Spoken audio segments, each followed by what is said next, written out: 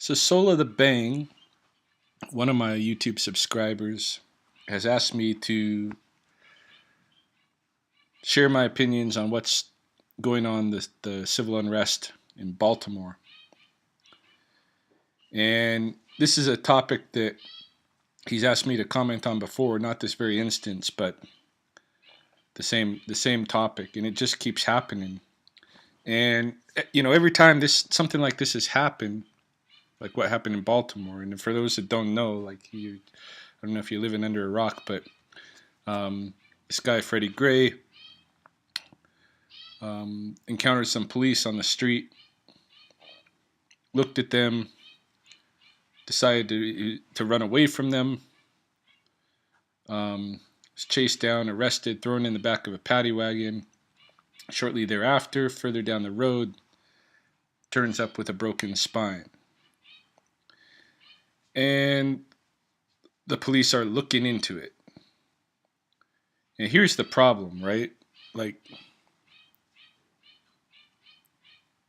how many times is this going to happen where the police are obviously white police are killing black men out of racial fear and hatred? The speculation is that maybe this Freddie got what's called a rough ride. I think that's what they called it. But basically, if the cops don't like you on your way to being processed in the back of the paddy wagon, they might, as you're moving down the road, you might have some accidents in the back, right? You might spill around a little bit because your seatbelt wasn't fastened on right or whatever. This is just, it's unacceptable. And for somebody to have their spine get broken and lose their life, someone who, for all the cops knew, had no involvement in any crime at all, just happened to look at them and run away.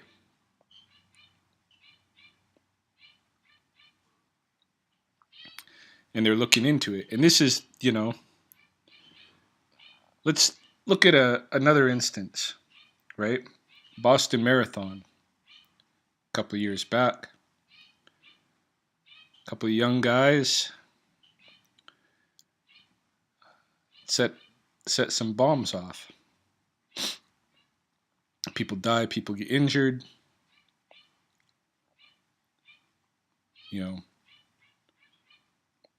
Bunch of white people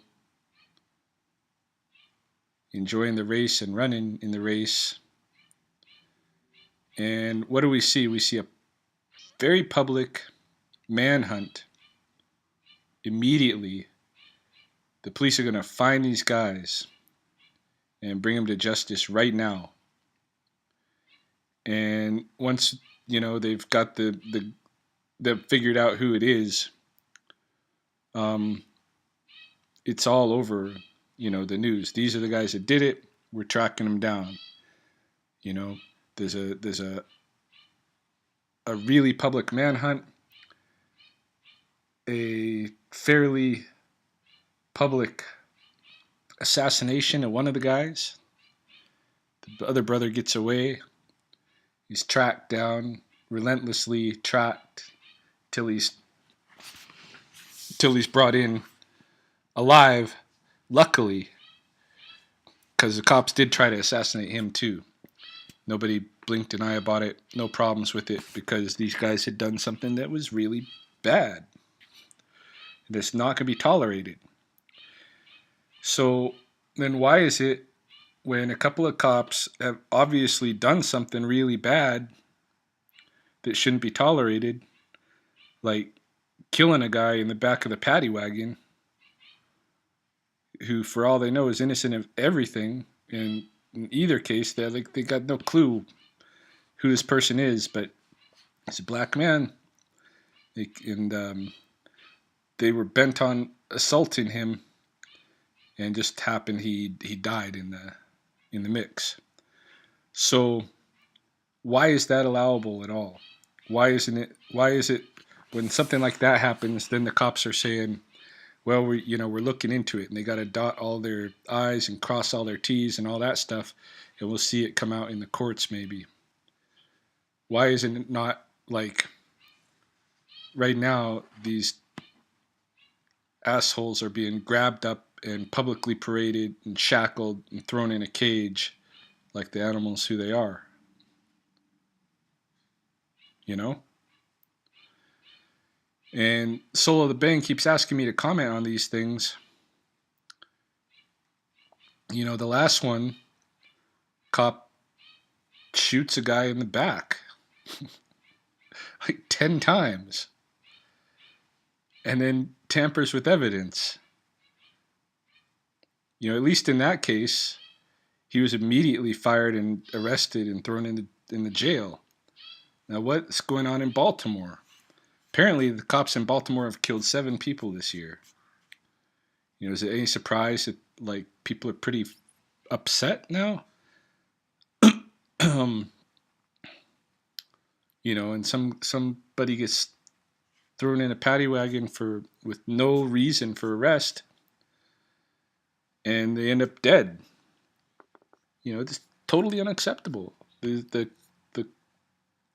everybody who was involved should have got grabbed up right away and thrown in, and no parole. This is not tolerable, right? So that people are assaulting the cops in Baltimore and such, you know, that it's not just a peaceful protest. Like, you don't have to agree with the use of violence or anything, but I can definitely understand why they're using it.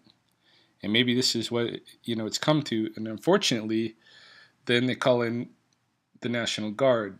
And National Guard is not there to guard the people. They're there to guard the cops, obviously. And, you know, I think that's the whole thing with the curfew and the calling in of the National Guard and all of this stuff.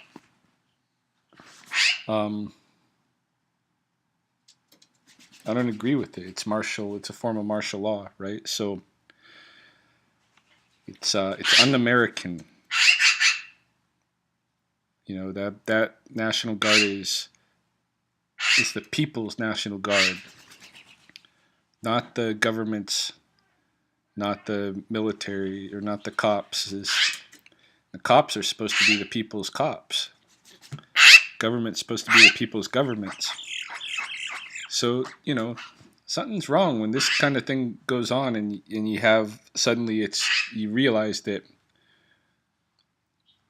you are in a situation in North America or wherever where you're under control, and you have these thugs, these highly armed thugs whose weapons you bought for them,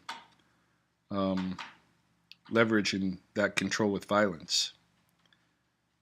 You know, grown people should not be told what time they have to be in their house. So I disagree with the curfew. I disagree with the abuse using the National Guard against people, the public. I disagree with the use of police against the public.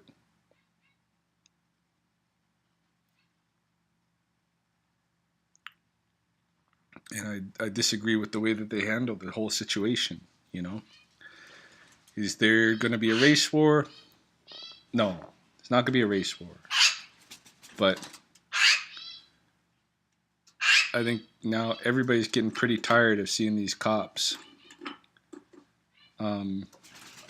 abuse the privilege that they have with their power. And it should absolutely not be tolerated, in the same way that we wouldn't tolerate anybody else going around killing people. So, my opinion on it is that we need some justice. And we need to have a policy of absolute no tolerance of this kind of stuff. So, that's about all I got to say.